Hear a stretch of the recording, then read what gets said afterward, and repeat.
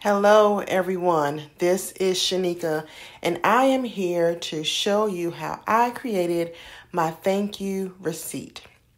This theme is Battle Royale taken from Fortnite.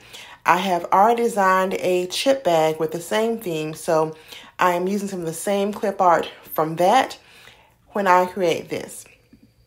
This thank you receipt measures 2 by 5, so it's not awesomely huge, but it's large enough for me to include the elements that I need to design. So be sure, head over to Photoshop, create a new frame for 2 by 5, and then you can just create your custom receipt. So think about how a receipt actually looks. You will have the store up at the top or the bottom, depending upon your store. You have a barcode that you can use when you go back to return your items. You have your store number, you have your salesperson, and you have your date. So be sure to include those items on the sales receipt. And then you have the items that were purchased. For me, since it's a birthday theme, I stuck with the items that were on my nutritional facts from the back of my chip bag, and I used those as the items that the customers or the guests could purchase. And of course, they're all priceless. So here I am just playing around, trying to size everything exactly how I would like it. If you are a designer, you know that you go back and forth, constantly changing things and sprucing them up to ensure they fit exactly what it is you're after. Whenever I design something, it's always based upon what I'm creating, the mood.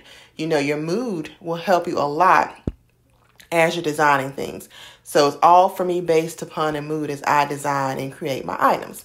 So here I am, I use the same background that I have up top minus the logo, and I'm trying to center it and figure out exactly how I want to use it for this particular design. So that is what I'm doing now. I'm trying to add a gradient tool, kind of fade it out the bottom, and you can see that it's not quite working out for me. So I'm trying again and changing my colors to make sure I have white and black in the appropriate areas. Again, I am trying to use my gradient tool. And again, you will see it's not quite working out. So therefore, I don't mind showing you all my mess ups and my mistakes because it's all about learning. So I went through a few more times trying to figure this thing out.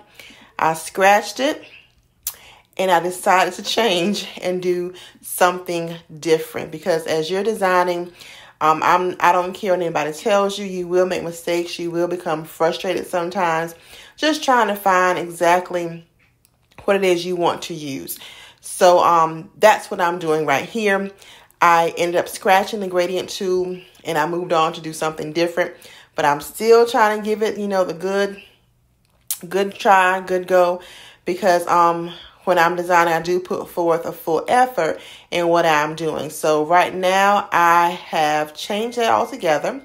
I have created a rectangle that it's black right now, but I'm going to change that color. I changed it to green at first because I liked how it looked, and then I lightened the green up. So you can see that's what I'm doing right here. But as you can see, my price list that I have down below doesn't look quite right on it. The green is nice, but I'm just playing around with that right now to see how it might look. I thought that it would look a certain way, but then it turns out it didn't look the way that I thought it was going to look. So I'm changing that gray price list to a black price list with still the opacity is low, trying to see how that will look. So I'm here still playing around with the opacity, trying to figure out exactly how I want this to be placed on the receipt. I'm trying to do a stroke on the outside to help price list stand out. And so now I'm opening up a new window, and this is going to be the window that I print from. So as you can see, I did 11 by 8.5. I have that window there. And I am going to drag over my receipt after I do a layer, merge visible, drag over my receipt to then place it on the page from which I will print. So I am positioning those right here as I go along, trying to get it together.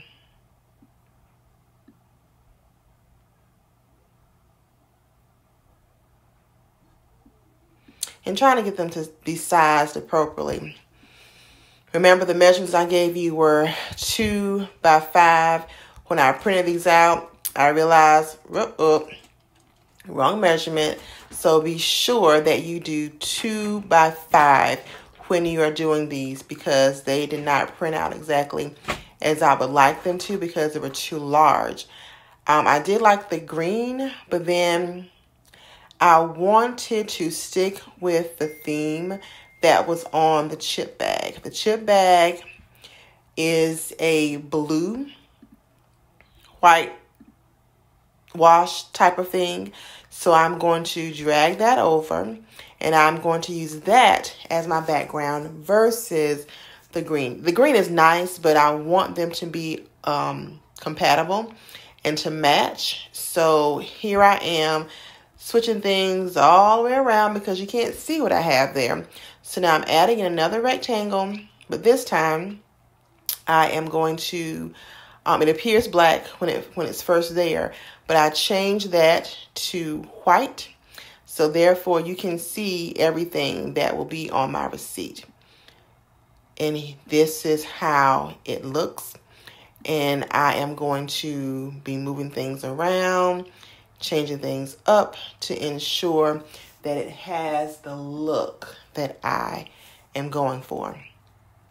So still shifting things around, moving things up, positioning them where I need them to be.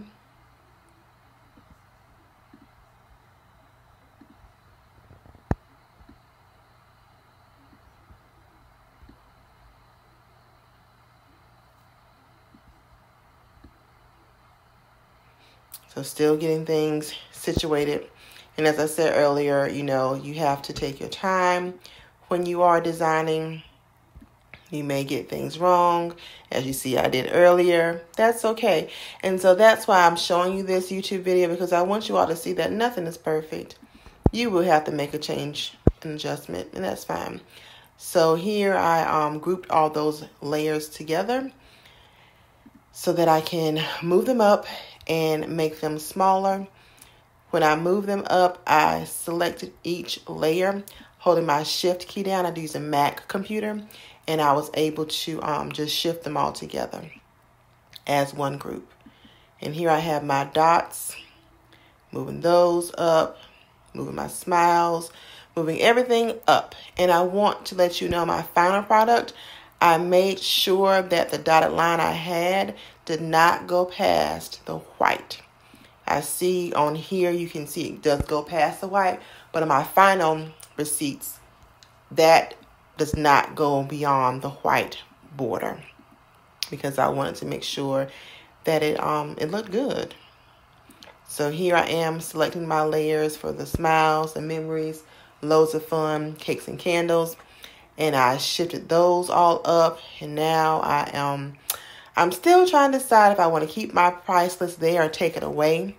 So you see me here just still moving things around, trying to see how to fit it all on this receipt so that it looks exactly the way that I want it to look.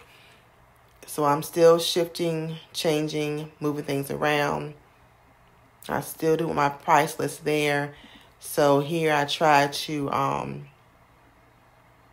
change it back the right direction instead of being sideways, and still trying to find a placement for it. I ended up just taking that off, and I rewrote it a different, placed it in a different way. So I'm still, I wanted it there, so I'm trying to make it work as best I can. But with everything I have going on, as you can see, it's not going to work out the way that I thought it was going to work out. So still shifting, trying to get that price list to turn for me. And it's not, so I just took it off. And now I'm going to write it in there. And the font that I used for that is Indigo Regular. And that font came from Creative Fabrica. And I'll post that link below so you can purchase that from Creative Fabrica if you would like. I love Creative Fabrica. They have tons of items. I have a membership there, so I pay approximately $12.95 a month, and I can download as many things as I want to. So this font here is called Luckiest Guy. That is a font that I used for my client's name. So that's the same font I'm going to have right here for my thank you. And it will say thank you for coming.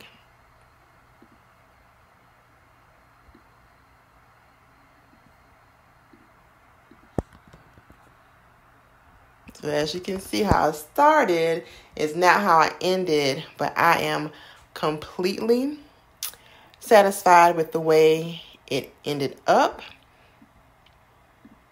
And I'm just here decreasing my font size to make sure that everything can fit on the receipt and look appropriate.